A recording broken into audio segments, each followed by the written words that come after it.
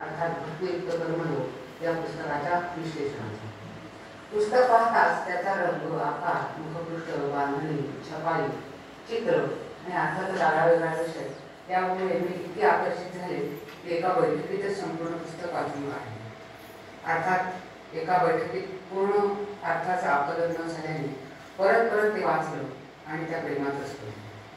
सगळ्यांच्या संग्रही असावं असं हे पुस्तक सगळ्यांनीच नुसतं वाचू नये तर अंमलातही आणावं अशी याची शिकवण आहे.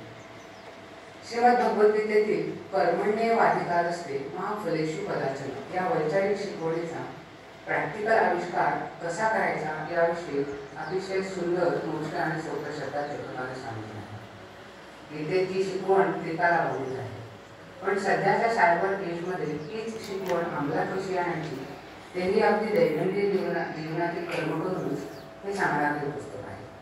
मग ही कर्म आपली विहित कर्म असो, कर्म असो किंवा निर्धारित कर्म असो, ती करताना आपण जर ती भक्तिपूर्वक केली तर आपल्याला जीवनात सुख, समाधान, यश आणि समृद्धी नक्कीच मिळेल याची लेखकाला पूर्ण खात्री आहे. आणि म्हणून ते वारंवार वैज्ञानिक पुरावे देऊन आपल्याला ते समजून सांगतात. नुसता कर्मयोग पण उपयोगाचा नाही. अर्जुनाच्या बाबतीत तो सिद्ध करणं सुद्धा आवड होतो, म्हणून भगवंतांनी सुद्धा पुढे त्याला बुद्धियोग, सांख्ययोग, ज्ञानयोग असे अनेक योग सांगितले.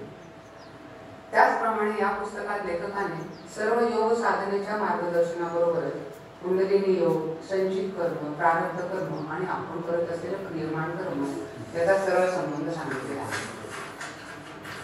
भक्तियुक्त कर्मयोगामुळेच जीवनात यश मिळते आणि त्यातून सर्वांगीण विकास होतो याची प्रत्यक्ष अनुभूती आल्याचे योग सांगते. अर्थात भक्ती अधिक कर्म जर राजयोगाच्या मार्गावर मिळाले तर यश आणि सुख समाधान मिळते. म्हणूनच या मूल मार्गाला आपण सेंट्रल डोग्मा असं म्हणतो. हा मूल मार्ग भारतातील अनेक राज्यकर्त्यांनी ओळखला आणि म्हणून त्यांनी गावोगावी भक्ती करण्यासाठी विविध देवतांची मंदिरं बांधली आणि शत्रूवरती विजय मिळवण्यात यशस्वी झाले. लेखकाने साक्षात श्रीकृष्ण आणि अर्जुन यांनाच आपले आदर्श किंवा इष्टदेव मानले आहे. त्याचप्रमाणे शिवाजी महाराजांनी हे राज्य व्हावे ही श्रींची इच्छा असं म्हणून लढाया करून विजय मिळवले. अनेक देवदेवतांकडून त्यांनी आशीर्वाद घेतले, मावळे जमा केले, लढाया केल्या आणि आपला महाराष्ट्र राखला. हिंदू धर्म जपला. भक्तियुक्त कर्मयोगाचं हे अतिशय उत्तम उदाहरण आहे. श्रीराम आणि सीता यांचे जीवनचरित्र असंच भक्तियुक्त कर्मयोगाचं सांगड घालणारे आहे. त्यांचे जीवन अतिशय अवघड खडतर होतं तरी भगवान शंकरावर दृढ श्रद्धा ठेवून त्यांनी रावणावरती विजय मिळवला आणि तेही स्वतः देवत्व पावले. म्हणून रामायण ही नुसती कथा नाही तर तो एक भक्ती मार्ग आहे. त्याने राजयोग प्राप्त होतो असं लेखकाचं म्हणणं आहे. योग म्हणजे काय? योग म्हणजे आपल्या इष्टदेवतेशी संपर्क साधणे. हे समजून सांगण्यासाठी लेखकाने विमान आणि कंट्रोल रूम तसेच आई आणि तिचे मुलाचे उदाहरण दिले. विमान किती उंच गेले, लांब गेले तरी त्याला कंट्रोल रूमच्या संपर्कात राहावं लागतं, नाही तर ते भटकतच जातं. असं होऊ नये म्हणून विमानाचा संपर्क सतत कंट्रोल रूमशी असावाच लागतो.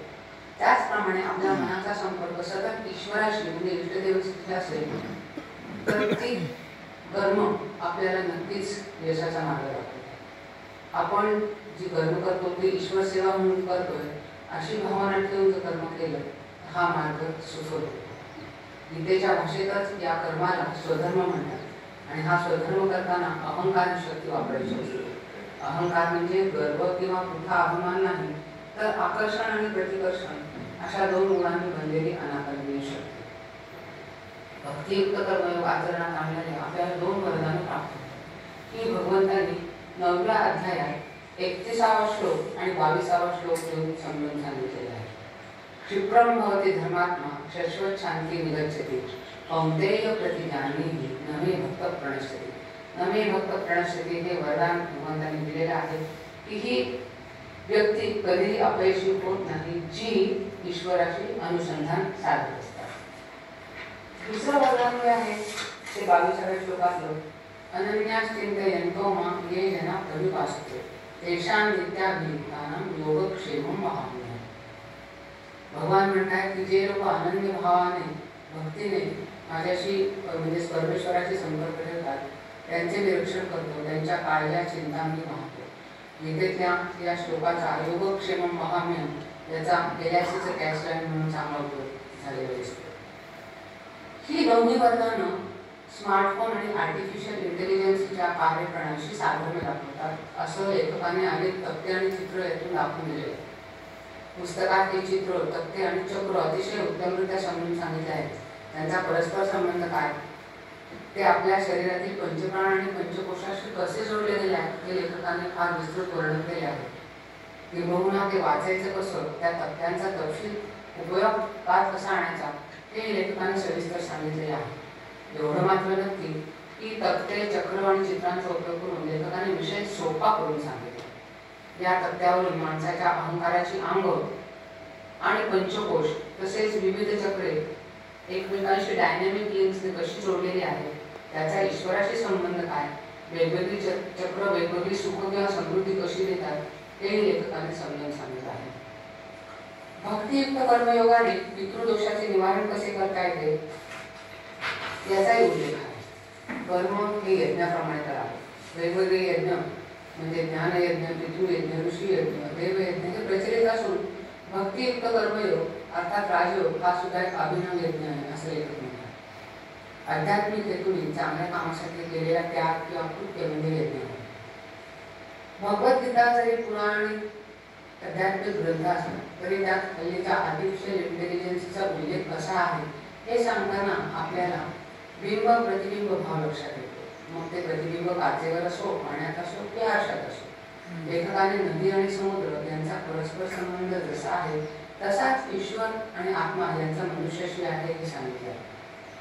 शरीरातील अन्नमय कोश, विज्ञानमय कोश आणि मनोमय कोशातून आराधना जर केली तर सत्वगुण, रजोगुण यांचा विकास करता येतो आणि तमोगुणाला नियंत्रित करता येतो. ते करण्यासाठी संध्याकाळी देवाजवळ बसून तिळाच्या तेलाचा किंवा गाईच्या तुपाचा दिवा लावावा म्हणजे राजयोगाची गुरुविद्ये लवकर सापडते. तशी अनुभूती लेखकाला आलेली आहे. कर्माची फळं विज्ञानमय कोशात दडलेली असतात. ती लोकांच्या किंवा संस्थेच्या योगदानावर अवलंबून असतात. तरी पण भाग्य आणि नशीब हे पण महत्त्वाचं असतं. हे भाग्य आपल्याला शरीरातील चक्र क्रमांक 6 म्हणजे आज्ञा चक्र आणि चक्र क्रमांक 7 म्हणजे सहस्रार चक्र यांच्यावर अवलंबून असतो. मनुष्याने योग्य मार्गाने जर कर्म केलं नाही तर तो मनुष्य फक्त निसर्ग नियमानुसार जीवन जगत राहतो, पण त्याला दैवी साथ मिळत नाही. त्याला भविष्याची चिंता व असुरक्षिततेची भावना याला तोंड द्यावं. त्याची संचित कर्म आणि प्रारब्ध कर्म साचत जातात आणि मग ती पुढच्या जन्मात परत अंकुरतात. हेच बॅलन्स शीट कॅरी फॉरवर्ड होत राहतं आणि मनुष्याला मोक्ष प्राप्ती होत नाही. पण हीच कर्म जर राजयोगाने केली तर त्या कर्मांच्या शुद्धीकरणाची प्रक्रिया सुरू होते आणि मनुष्याची कर्म अधिक शुद्ध आणि सक्षम होऊन जीवन सुखी होते. त्यासाठी परमेश्वरावर दृढ श्रद्धा, भक्ती आणि विश्वास असावा लागतो. त्यासाठी एक ब्लाइंड दीप आपल्याला द्यावी लागते. लेखकाने पुस्तकात कर्माचे पंचसूत्री पण सांगितले आहे. त्यात शरीर, अहंकार किंवा आत्मा, इंद्रिय, प्रयत्न आणि शेवटी भाग्य यांची मीमांसा पण देते. वेगवेगळ्या देवतांची भक्ती कशा कशासाठी करायची हे सांगताना त्यांनी गणपती आणि हनुमान यांची उदाहरण दिली. या पुस्तकात मानसशास्त्र, शरीरशास्त्र, अध्यात्म, विज्ञान, तत्वज्ञान, योगशास्त्र आणि मॅनेजमेंट सायन्स असे अनेक विषय एकमेकांना जोडलेले आहेत. मुख्य म्हणजे आजकालच्या सायबर एजशी संबंधित smartphone, computer, artificial intelligence, virtual reality या सगळ्यांची सांगड अगदी उत्तमरित्या घातली आहे आणि म्हणूनच हे पुस्तक एक नॉलेज क्लस्टर आहे असं म्हणावं. किंबहुना या पुस्तकात फिजिओलॉजिकल कम्प्युटर सायन्सेसची बीजं रोवलेले असंही मला वाटतं. जगाचे संचालन कर्माच्या नियमानुसार होत असते हा आहे कर्माचा सिद्धांत. या सिद्धांताला, या नियमाला सूट नाही, एक्सक्यूज नाही किंवा पर्याय पण नाही. तरी पण कर्म करताना काही ना काहीतरी दोष म्हणजे ड्रॉबॅक्स असतातच हे मात्र सगळ्यांनी लक्षात ठेवावं. पुस्तकातील neuroscience best tool for the best leadership for the corporates हा वेगळा अभ्यासाचा विषय होऊ शकतो. शेवटी मला हेच सांगता येईल, connecting with your internal power using internet you can win. यत्र योगेश्वर कृष्ण यत्र पार्थो धनुर्धर तत्र श्री विजयो ध्रुवा नितिर्मती. थँक्यू.